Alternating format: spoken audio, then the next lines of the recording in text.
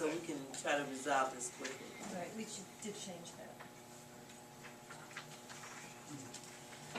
All right, and for Carlos.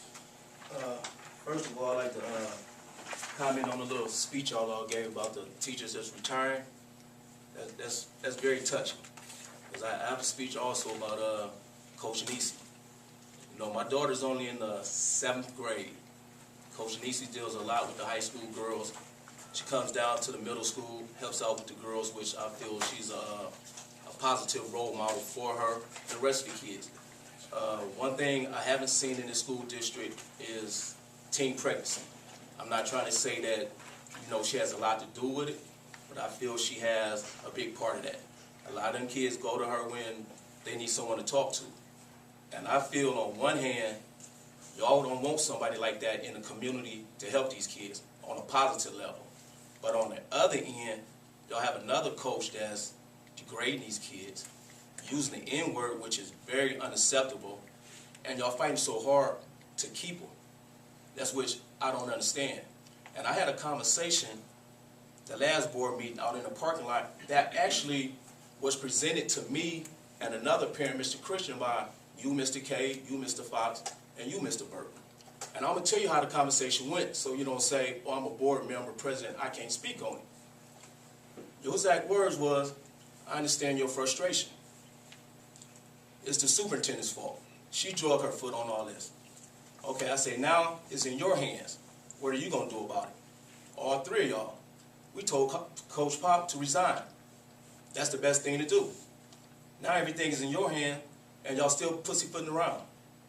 There's not that much legal matter can go around. Coach Pop and the district is being investigated by the United States Department of Education. So you telling me that y'all would want to sit around doing this investigation and keep a coach in place that's being investigated? These kids missing summer leave, they're missing conditioning, but y'all want to sit up here and heard y'all say, oh, this teacher, this and that, this teacher raised my kid, positive influence on my kid, did this for my kid. That's beautiful. What about somebody else's kid? I hear you, and I hear your frustration. I remember our conversation in the parking lot, and I believe I also told you at the time there were two issues that we had to review in detail. One of them pertains to the 33, what was the specific code, which basically the definitional issue that we have to get into is what renders a coach qualified or unqualified. And that was the issue of contention, because Verbal and mental abuse is disqualification right there. And the problem I have with the situation is Mr. Burko set in on the whole parent conversation, heard everything that he admitted to, didn't deny anything, his own ears. He's on the board.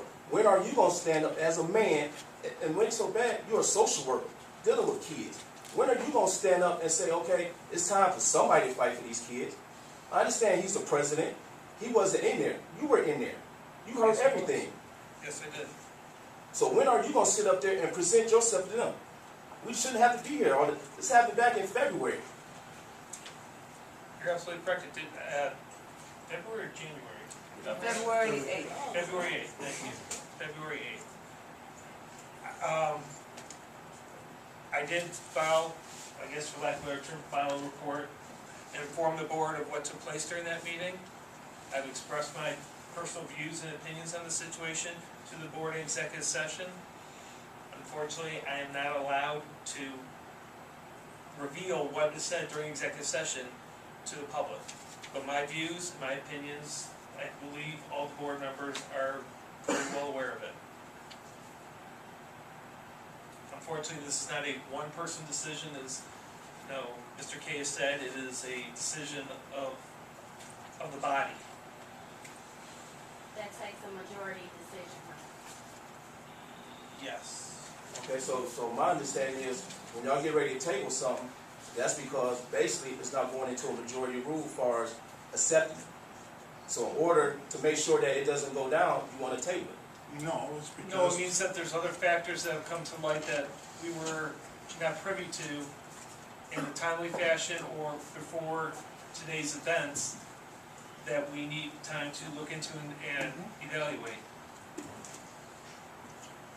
What about voting in what I say that is being ready to bring a new coach in? I mean, what's wrong with that conversation? It's not even being considered? I mean, there's been other people that have been applied, I'm sure. I can speak on that. I don't think you can speak on that at this time either. It's part of the problem. I mean, we'll try to rectify this situation at the next meeting. By then, everything should be covered, and you will have an answer, and we will be able to move forward with the basketball team.